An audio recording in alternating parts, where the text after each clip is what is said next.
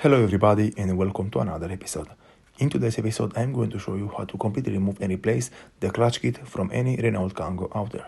So today I'm working on this vehicle, and this vehicle is made in the year 2007 and it has the engine 1.6 16 valves. And right here, as you can see, the gearbox is already removed out from the vehicle, and I just finished installing the new clutch kit back over the engine. And on your vehicle, or on this vehicle for example, if you want to remove the gearbox or the clutch kit, you'll have to disconnect all the wiring connectors which are attached to the gearbox from the top part. And after that, you have to go right here underneath the engine, and you have to remove the big subframe or the big mounting support which is mounted right here underneath the engine. You'll have 4 big screws which are securing it mounted in place. And after that, you have to remove the steering rack, which is mounted over the front subframe with 4 bolts. And also after that, I recommend you to remove the axles. And if you choose to remove the axles from the gearbox, all the oil from the gearbox will leak down. And if you don't remove them, the oil will stay into the gearbox, so you don't have to worry about it. But if you remove the axles, you'll have to install brand new oil after that into the gearbox. Right here, as you can see, this is the brand new clutch disc and also the clutch pressure plate. The entire clutch kit which I installed on this vehicle, it's made by the manufacturer Valeo. It's a very good manufacturer and it's not so expensive.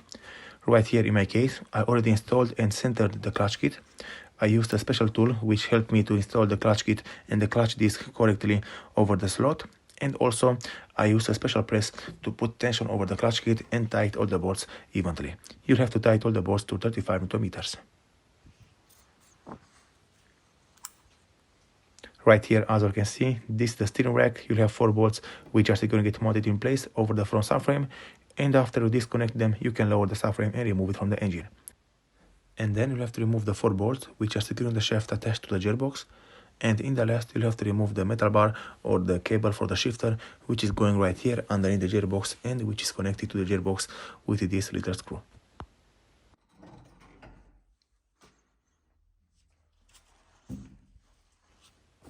Moving on, the next step which you'll have to do is to remove the starter from the engine. You'll have 3 bolts which are securing it mounted in place, and is mounted in the back of the engine.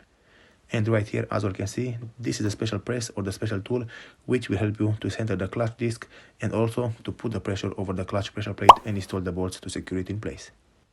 And right here, as you can see, this is the gearbox which I removed from this kind of vehicle. And also, if you have a vehicle like this one, this is also how yours will be looking.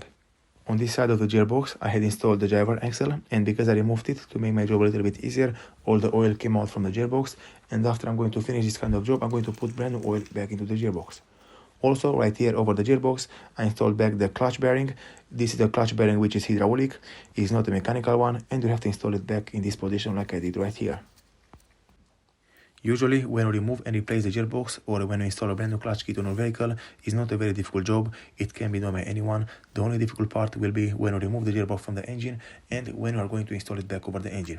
Other than this, it can be done by anyone. In my case, for example, I'm alone, I have no help. I removed the gearbox by myself and I'm going to install it back on the engine by myself.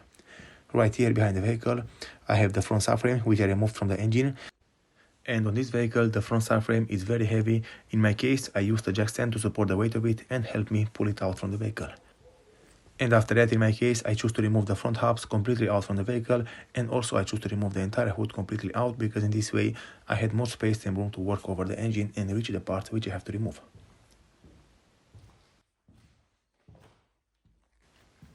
Also, on this gearbox, you'll have connected the crankshaft position sensor, and you have to make sure to not break it while you are trying to remove the gearbox from the vehicle.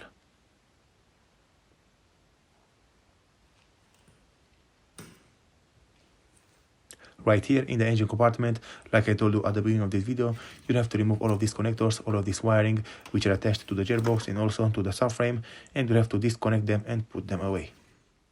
And right here I have this metal pipe which is coming out from the clutch pump and which is going into the clutch bearing after installed by the gearbox on the vehicle.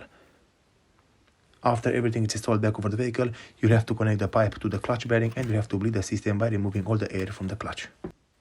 Alright everybody, so with all of these things being said, those are all the things which you have to do if you want to replace the gearbox or the clutch kit on your vehicle. Thank you all for watching. If you liked it and found it informative, please leave a like and a comment down below. See you next time.